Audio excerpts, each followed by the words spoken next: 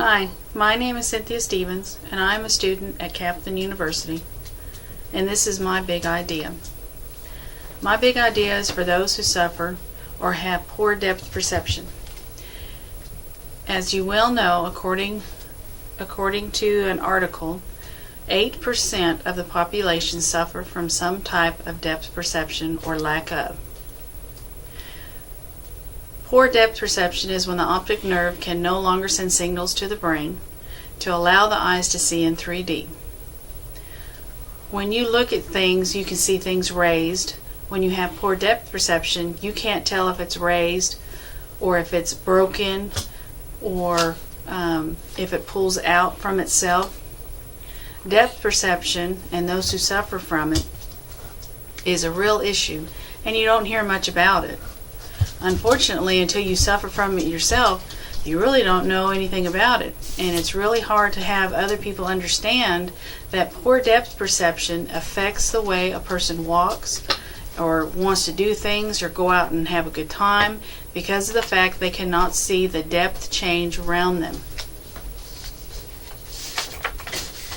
According to Jamison in 1990, he believes that depth perception comes from the environment that you live in, or whether you're highly educated, whether you like to read a lot, and he even believes that hunters have different sights and depth perception as well, because since hunters sight things in, they see things better from a distance, but their eyes are actually telling them that it's close up. That's another theory that they believe.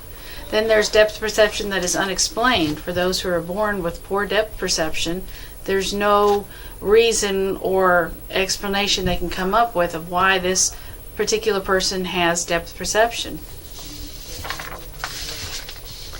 Let me give you an example of what it's like to suffer from depth perception.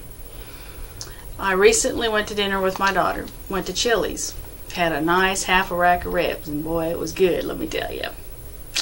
I was so content, I was so full that when I left the restaurant, I wasn't even thinking. I was just thinking of how happy I was.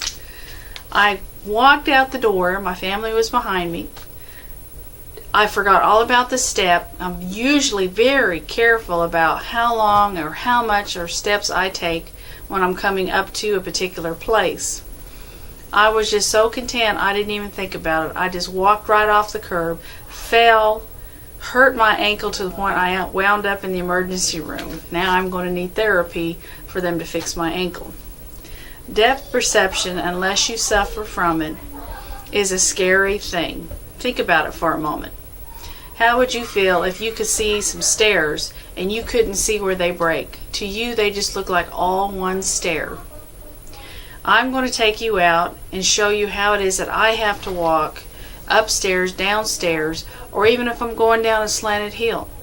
I'm also going to show you my vehicle where I have put a few dents, not too bad. Keep in mind though that these dents have come over the years. They just didn't happen overnight or over the next several days. I'm usually a very cautious driver because of the fact I suffer from depth perception. People who have poor depth perception also have to worry about distance. They cannot tell how far they are from one object to another, or even when it comes to vehicles. It is so hard for people who suffer with poor depth perception to park in a regular parking spot like you would every day because you don't even think about it. People who suffer from poor depth perception have a problem with distance. They cannot realize or don't know how much distance they have to the left or to the right. And when they park their vehicles, they would rather park out in the North 40 than to have to try to park into a small parking spot because of the fact they just don't realize how much distance they have.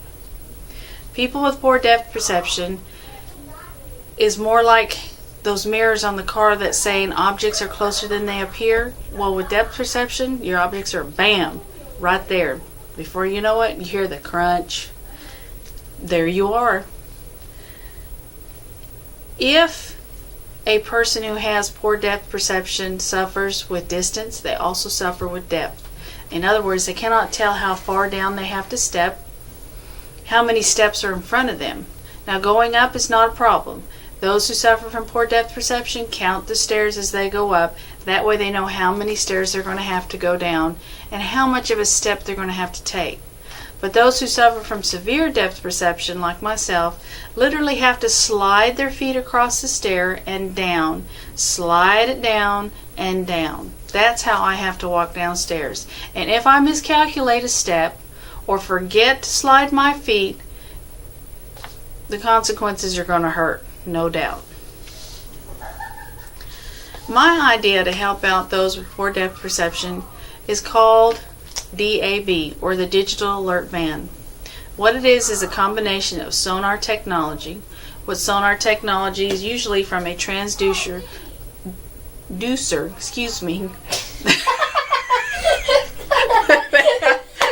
Sorry, I didn't mean to say a transducer. Okay, a transducer which takes sound waves from. I must be turning red. I must be so blushed. I apologize. It takes sound waves from the ground, bounces off the object, and with the digital part of it, it will literally show what object it is, how much of a step or back, or they need to go to the right, to the left, and it will tell them. It'll have a 5 feet radius of where it is, according to the person's stature. It will tell them stop, change of depth, and then you look at the bracelet, and in the bracelet it'll show you exactly what the object is because of the sonar technology that has come so far and advanced. I believe that with the digital alert band, those who suffer from poor depth perception or severe depth perception would be amazed at the new life they can have and the adventures they could have, the new life that they have put in front of themselves because of this new technology. I believe that it is a wonderful, wonderful idea. Our eyes are the windows to everything we see, but for those who have poor depth perception, cannot see like the normal person would see, and those who have no visual problems don't think about what it's like not to see in 3D or not to be able to see that object in front of them. Imagine yourself with no depth perception. Imagine yourself walking downstairs and you don't realize that stairs are cut.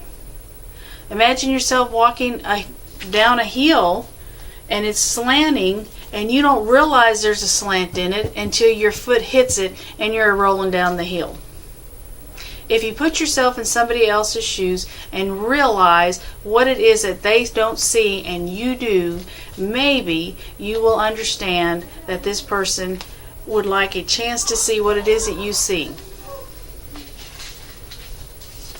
With the digital alert band that I've come up with, it is affordable.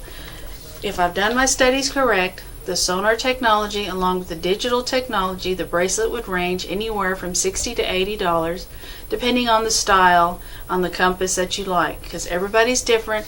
We all have different styles. I also have come up with an idea to put it on the vehicles. Now, vehicles today come with cameras for the front and the back, but they don't tell you on either side of your distance.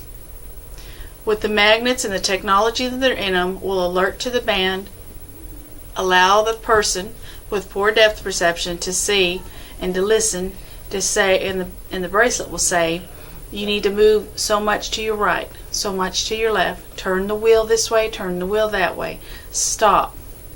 It will take away the fear of having to park. It will take away the fear of not hitting gas pumps or drive-thrus or other stuff that you accidentally run over because you can't see it. Imagine the technology, imagine the wonder, the take away the fear of actually going to Walmart and actually being able to park into a parking lot without hitting a car or a buggy or anything like that. Not that I've done that, maybe a time or two. And I would much rather damage my own vehicle than to hit somebody else. That is why I park way out there, and I would rather walk that far extra so I do not hit other vehicles. I am that careful when I drive. I'm that paranoid when I drive. I don't drive in 4 lanes or 3. It has to be 2 because of the distance on either side of me. Imagine me going down your highway at 50 or 65 miles an hour with 3 or 4 other cars on the side of me, and I'm in the middle. Would you want to be in the middle of that highway with me? I don't think so. If you have poor depth perception, you're going to have a problem with distance, you're going to have a problem with depth. But with a digital alert band and having sonar technology and digital technology brought together, I myself and those who suffer with poor depth perception have a new lease on life. I'll be able to park where you park. I'll be able to go through the drive-thrus without knocking you dents in my vans. I'll be able to get gas on my own without hitting the poles to get gas or to let me know that, oops, I'm there. I will be able to drive down 4-lane highways. I will be able to hear and see who or what is on the side of me to allow me to give me that freedom and those who suffer from poor depth perception. I believe I've come up with a simple solution. Sonar technology with digital technology. Together, they can make life better for those who suffer from poor depth perception. Will you come together with me and my idea and support the idea that I have come up with sonar and digital technology? My name is Cynthia Stevens. I'm a Kaplan Student University. Thank you.